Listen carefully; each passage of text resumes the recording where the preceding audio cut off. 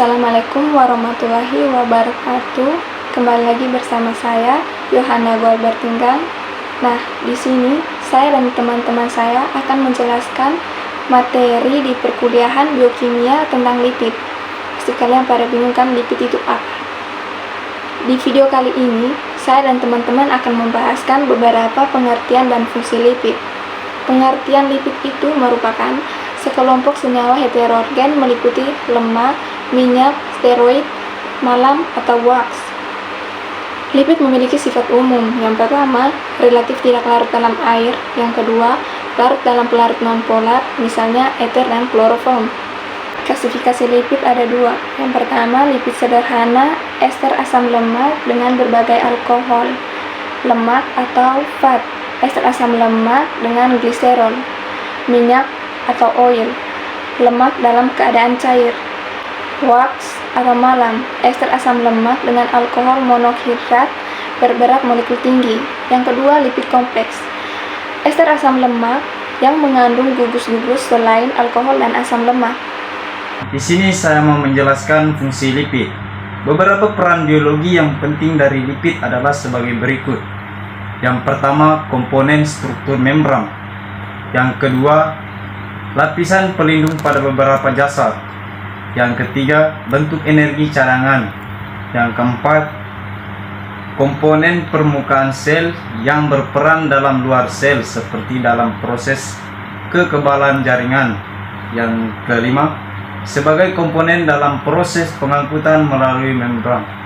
Akibat kekurangan dan kelebihan lemak. Akibat kekurangan lemak dapat dibedakan menjadi dua, yaitu satu, kekurangan lemak dapat menimbulkan ketersediaan energi. Karena energi harus terpenuhi, maka terjadilah katabolisme atau perombakan protein.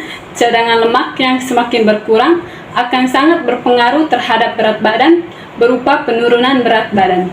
Yang kedua, kekurangan lemak akan berpengaruh terhadap tubuh berupa gangguan pada pertumbuhannya, berupa timbulnya kelainan pada kulit, khusus pada balita terjadi luka pada kulit.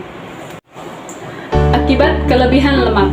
Akibat kelebihan lemak dapat dibedakan menjadi dua, yaitu satu, kelebihan lemak dapat menimbulkan obesitas yang merupakan faktor resiko dalam penyakit kardiovaskuler karena dapat menyebabkan hipertensi dan diabetes.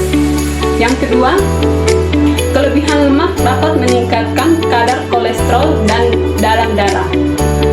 Asam lemak mampu merusak dinding arteri sehingga terjadi penyempitan pembuluh darah dan akan mengakibatkan arteriosklerosis.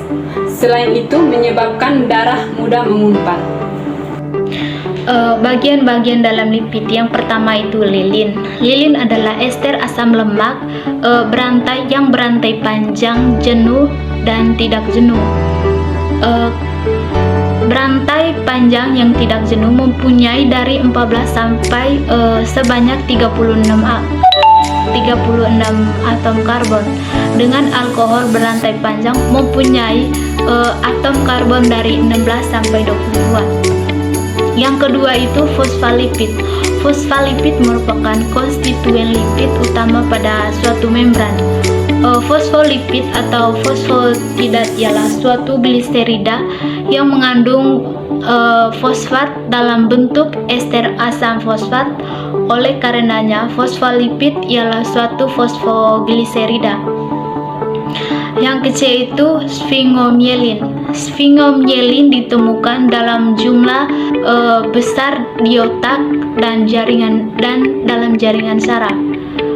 Pada hidrolisis, sphingomyelin menghasilkan asam lemak, asam fosforat, kolin dan suatu alkohol amino kompleks dan sphingosine.